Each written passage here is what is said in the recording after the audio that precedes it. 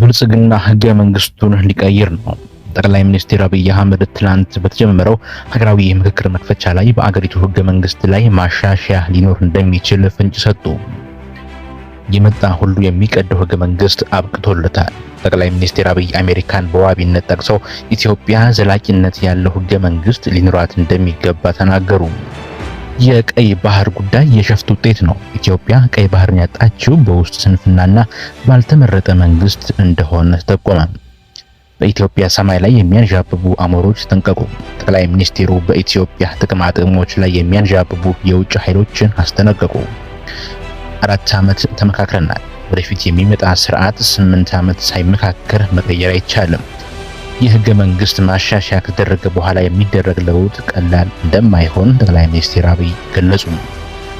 አዲስ አበባ በተጀመረው ታሪካዊ ሀገራዊ የምክክር ጉባኤ ላይ የተሰማውን እጅግ አነጋጋሪና የፖለቲካ አቅጣጫን ሊቀይር የሚችል ዜና ይዘንላችሁ ቀርበናል። ተከታተሉ።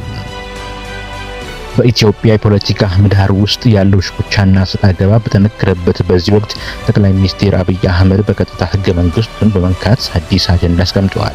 ከ4 ዓመታት በላይ በዋና ዋና አገራዊ ጉዳዮች ላይ አጀንዳ ሲያሰባስብና ተወያዮችን ሲያስመርጥ የቆየው ሀገራዊ ምክክር ኮሚሽን የመጨረሻውን ምክክር የሚያደርግበትን ጉባኤ ተጀምሯል።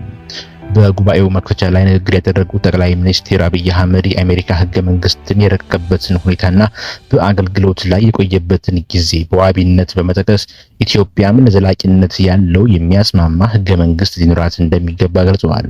ጠቅላይ ሚኒስትሩ የአሜሪካ ህገ መንግስት በ55 ሰዎች መርቀቁን አስታውሰው እነዚህ ሰዎች ለ100 ዓመታት የሚቆይ ስራ ሰርተዋል ብለዋል።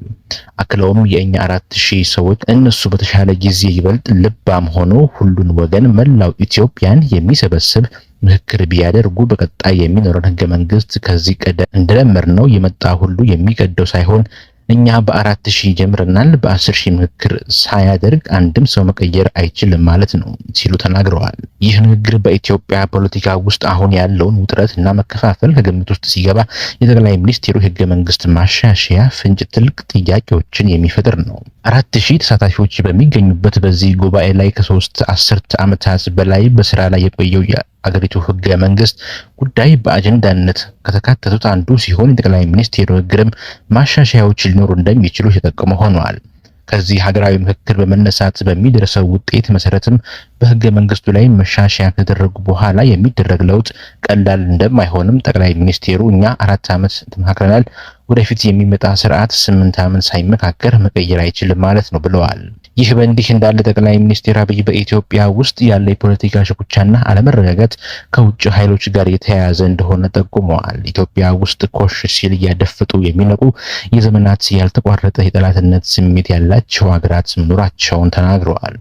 የኢትዮጵያን ታሪክ ከጉንደት እስከ ጉራ፣ ከአድዋ እስከ ማይጨው፣ ከካራማራ እስከ ባድመ እያንዳንዱን ብትፈትሹ ስንገነባ የደፈጡ ስንጨቃጨቅ እድል ጊዜ ጠብቀው ጣልቃ ሽብልቅ እየገቡ መሻቶቻችንን እንዳንከውን የሚያደርጉ ኃይሎች አሉ ብለዋል። ጠቅላይ ሚኒስትር አብይ በመክፈቻ ስነ ስርዓቱ ላይ ባደረጉት ንግግር የጥንቱን ታሪክ ብንተው በቅርብ ቀይ ባህርን ያጣንበት አጋጣሚ የዚህ እኩይ ታሪካዊ ክስተት አንዱ መግለጫ ነው ሲሉ ተደምጠዋል። ኢትዮጵያ ለሺህ ዘመናት ባለቤትነት ይዛ ያስተዳደረችውን የነበረውን የቀይ ባህር ያጣችው ያልተመረጠና ያልተወያየ ሲሉ የጠሩት መንግስት በሽፍጥ አገሪቱን የጂኦግራፊ እስረኛ አድርጎታል ብለዋል። ጠቅላይ ሚኒስትር አብይ በዚህ ንግግር በኢትዮጵያ ላይ ለዘመናት ያልተቋረጠ የጠላትነት ስሜት አላቸው ያሏቸውን ሀገራት በስም አልጠሩም። ነገር ግን ኢትዮጵያ የቀይ ባህር ፍላጎቷን በተደጋጋሚ መግለጿን ስትቀጥል ከኤርትራ ጋር ያላት ግንኙነትም ውጥረት አጥልቶበታል። በታላቁ የህዳሴ ግድብ ጉዳይ ከኢትዮጵያ ጋር አለመግባባት ውስጥ ያለችው ግብጽም ከኤርትራ ጋር ወዳጅነቷን አጠናክራ ቀጥላለች።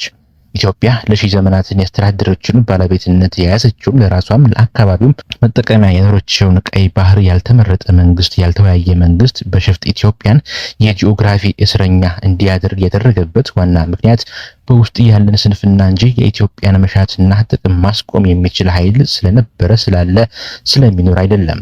ጠቅላይ ሚኒስትሩ በንግግራቸው ሁልጊዜም ጥቅማችንን አሳልፈን የምንሰጠው ስንገነባ ያልነበሩ ስንጣላ ስንሻኮት የሚያንዣብቡ አሞሮች ስላሉ ነው ብለዋል።